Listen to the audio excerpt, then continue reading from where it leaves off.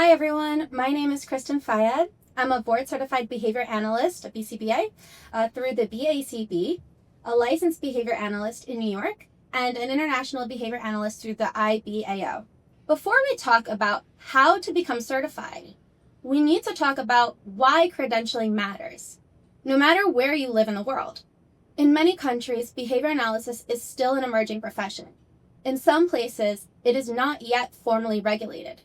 There may be no central board, no legal recognition, and no requirement for certification, which means that technically, anyone can claim to provide ABA services. Credentialing is how we honor that trust. But here is the reality. Families are trusting us with what matters most, their children.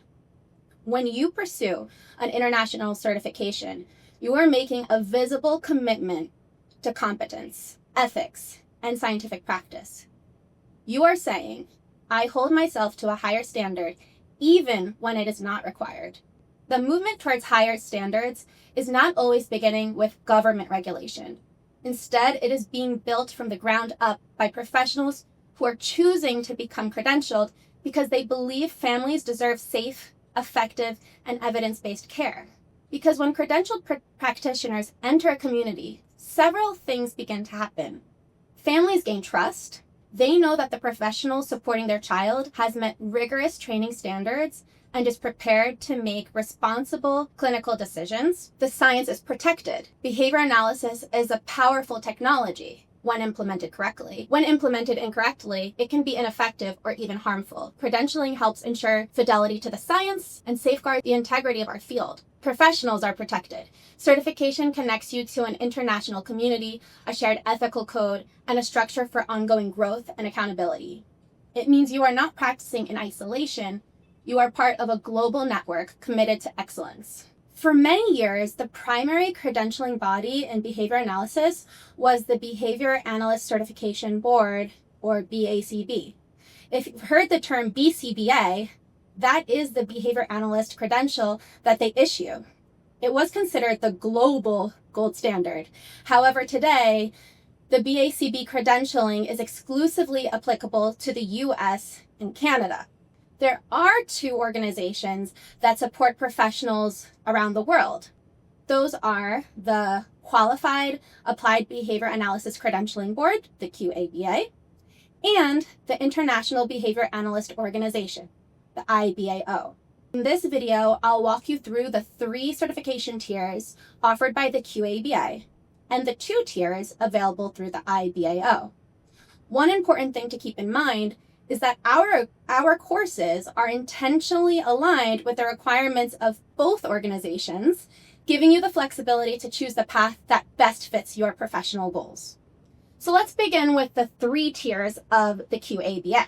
The QABA offers a hierarchy of certification, ensuring that every person on a clinical team is qualified for their specific role. First, the ABAT, the Applied Behavior Analysis Technician. The ABAT is the foundational level. This role is designed for the frontline therapist, the professional working directly with clients each day.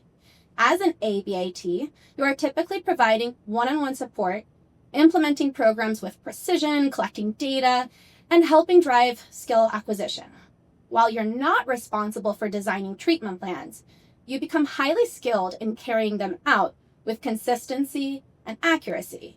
This level creates the foundation for high-quality service delivery. The next is the QASPS, the Qualified Autism Service Practitioner Supervisor.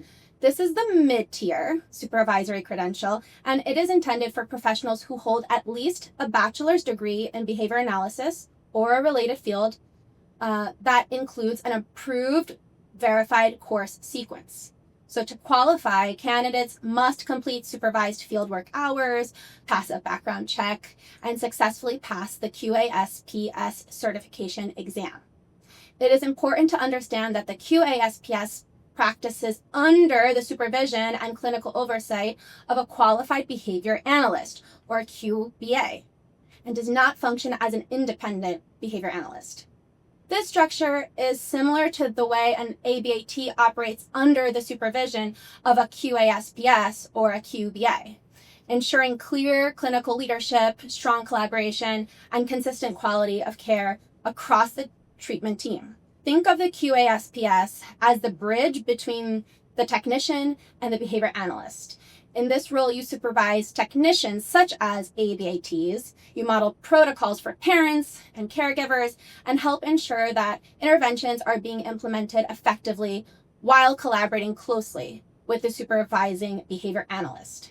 You are deeply connected to what is happening on the ground, and you play a critical role in maintaining treatment quality. Finally, the QBA, the Qualified Behavior Analyst. This is the advanced independent level and requires a master's degree in behavior analysis or a related field that includes an improved verified course sequence. And in order to qualify, candidates must complete 2,000 hours of supervised fieldwork, pass a background check, and successfully pass the QBA certification exam. As a QBA, you serve as the clinical lead. You conduct functional behavior assessments, design intervention plans, oversee cases, and hold final clinical authority over the treatment decisions. This role places you in a leadership position within the clinical team and carries significant responsibility for ensuring ethical, effective, and high quality care. As mentioned in the introduction video on why certification matters, the QABA is widely recognized for professionals who plan to work with individuals with the autism spectrum disorder and related disorders. While ABA principles can support many populations, the QABA has a strong emphasis on autism services, making it a natural fit for those who know they want their clinical work to focus in this area. Along those same lines, it is helpful to know that the course sequence and certification exams for both the QBA and the QASPS include some content specific to autism, as well as an overview of special education laws in the United States. This reflects the fact that the QABA is based in the US and administers a single standard exam. For international professionals, this is not intended to be a barrier, but rather an opportunity to gain broader context and understand some of the systems that have helped shape the field. If you think of the ABAT as a frontline technician, the most comparable credential within the IBAO is the IBT, the International Behavior Therapist. Like the ABAT, the IBT focuses on direct implementation of services, working closely with clients and following treatment protocols with fidelity. At the behavior analyst level, the IBA, the International Behavior Analyst, is most comparable to the QBA. Both represent advanced clinical roles responsible for assessment, treatment design, and oversight. One key difference is the range of populations you may serve. So the population you work with as an IBA is more open, allowing you to apply behavior analysis across a broader variety of settings, and groups are not necessarily limited to children or individuals with developmental delays. That said, many IBAs do work with individuals with autism spectrum disorder and related needs as well. The credential simply provides flexibility to expand beyond that population if your career goals evolve or change. The IBAO also differs in that it offers two routes to becoming an international behavior analyst. The first is the graduate or master's route, which is often the more traditional pathway for professionals who already hold a master's degree in ABA or a related field such as psychology or special education. The second route is the experience route. This pathway allows candidates without a master's degree to qualify by completing extensive supervised experience along with additional competency requirements. And in addition to the approved course sequence, this route requires 2 additional projects that demonstrate applied knowledge and clinical skill, ensuring that candidates meet the same professional standards through hands-on expertise. Regardless of the path, IBA candidates must complete approved coursework, supervised fieldwork, 12 CEUs, competency-based evaluations, and pass the IBA exam. When deciding which board or organization you choose, remember that both systems include an implementation role, the ABAT within the QABA and the IBT within the IBAO, and an advanced clinical role, which is the QBA and the IBA. For the purposes of our program, our courses are currently designed for those pursuing the QASPS, the QBA, or the IBA.